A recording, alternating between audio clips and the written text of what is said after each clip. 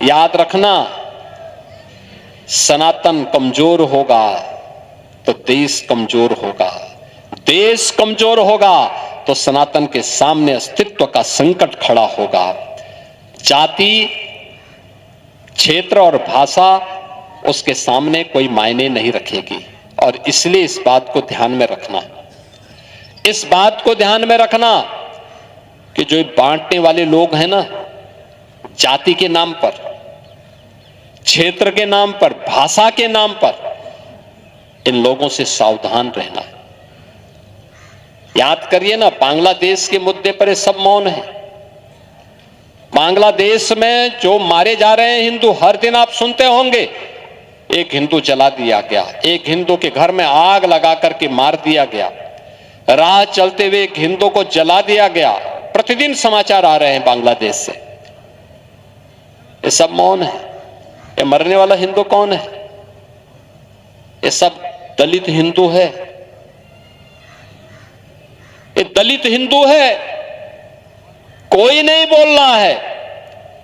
केवल कुछ हिंदू संगठनों को छोड़ दिया जाए और धर्माचार्यों को छोड़ दिया जाए, लगता है सबका मुंह बंद हो गया है, क्योंकि मरने वाला हिंदू है।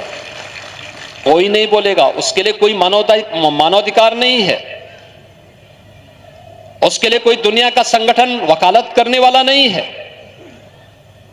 और मैं यही आपसे कहूंगा, इन नेताओं के बहकावे में आने की आवश्यकता नहीं, बढ़ने की आवश्यकता नहीं। ये जो जाति के नाम पर बांटना चाहते हैं ना, आपको तमाम प्रकार के वादों में बांटना चाहते हैं, इस बहकावे भूल से भी मत आना, क्योंकि देश का दुश्मन आंखें लगाए बैठा है। आप बंट गए तो फिर कटने के रास्ते भी खोल जाएंगे। उसको कभी मत होने देना। देश अच्छी दिशा में आगे बढ़ रहा है। देश आगे बढ़ेगा। मोदी जी के नेतृत्व में भारत ने एक लंबी यात्रा तय कर ली है और भारत एक लंबी यात्रा के लिए अपने आप को तैयार कर रहा है। एक बड़ी यात्रा के लिए तैयार कर रहा है। भारत दुनिया की एक बड़ी ताकत बनेगा। कोई दुनिया की ताकत अब भारत को रोक नहीं सकता है। दुनिया के अंदर तमाम सभ्यता, संस्कृतियां समय के साथ समाप्त हो गई, लेकिन दुनिया के अंदर तमाम झंझावातों को झेलते हुए, तमाम तूफानों को झेलते हुए जो एक सभ्यता और संस्कृति आज भी पूरी गरिमा और गौरव के साथ खड़ी है और दुनिया को मैत्री, करुणा के साथ साथ वसुधैव कुटुंबकम का संदेश दे रही है, तो वह केवल हमारा सनातन धर्म की यह सनातन संस्कृति है। आप सोचो कितने प्रयास हुए थे इसको तोड़ने के लिए, कौन नहीं इसको। और दुनिया की पहले कौन ऐसी जाति, मत, मजहब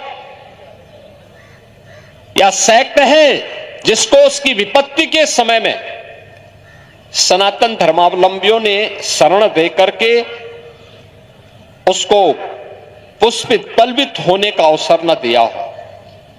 हर एक को अवसर दिया, हर एक को बढ़ने का अवसर दिया, शरण दी,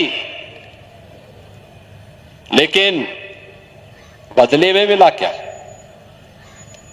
जो भी विदेशी आक्रांता आ गया, शक आए, हूण आए, कुषाण आए, मुगल आए, अंग्रेज आए, जो आया